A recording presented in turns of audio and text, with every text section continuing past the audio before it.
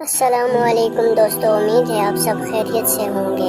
اللہ آپ سب کو ہر خوشی نصیب فرمائے، آمین۔ آج کی ہماری ویڈیو میت کو غسل کس طرح دیا جائے اس کے بارے میں جانیں گے، تو چلتے ہیں ویڈیو کی طرف۔ سب سے پہلے جس تخت پر میت کو غسل دیا جائے اسے اچھی طرح دھو لیا جائے۔ اس پر میت کو قبلہ رخ یا جیسے بھی آسانی ہو لٹایا جائے۔ اس کے بعد میت کے بدن سے کپڑے اتار دیے جائیں اور میت کے سطر پر کوئی موٹا کپڑا ڈال دیا جائے تاکہ میت کا جسم بھیگنے کے بعد سطر نظر نہ آئے۔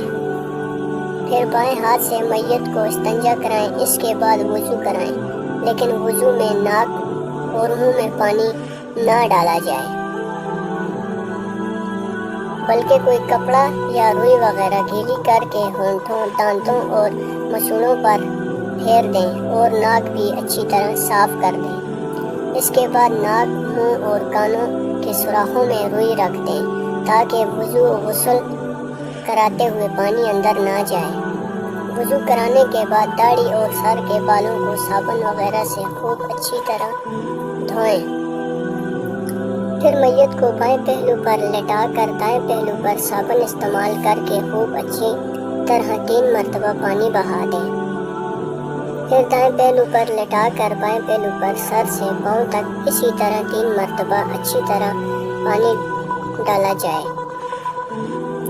پانی ڈالتے ہوئے بدن کو بھی آہستہ آہستہ ملا جائے۔ اس کے بعد میت کو ذرا بٹھانے کے قریب کر دیں اور پیٹھ کو اوپر سے نیچے کی طرف آہستہ آہستہ ملیں۔ اگر کچھ نجاست نکلے تو اس کو صاف کر کے دھو ڈالیں۔ پھر سارے بدن کو خشک تولیے وغیرہ سے صاف کر دیا جائے اور آخر میں میت کے بدن پر کافور یا کوئی اور خوشبو مل دیں اور کفن پہنا دیں۔ اس طرح میت کا غسل ہو جائے گا۔ امید کرتا ہوں میت کو غسل دینے کا طریقہ آپ سمجھ گئے ہوں گے۔ ویڈیو اچھی لگی ہے تو چینل کو سبسکرائب کر دیں اور گھنٹی کے بٹن کو بھی دبا دیں۔ شکریہ۔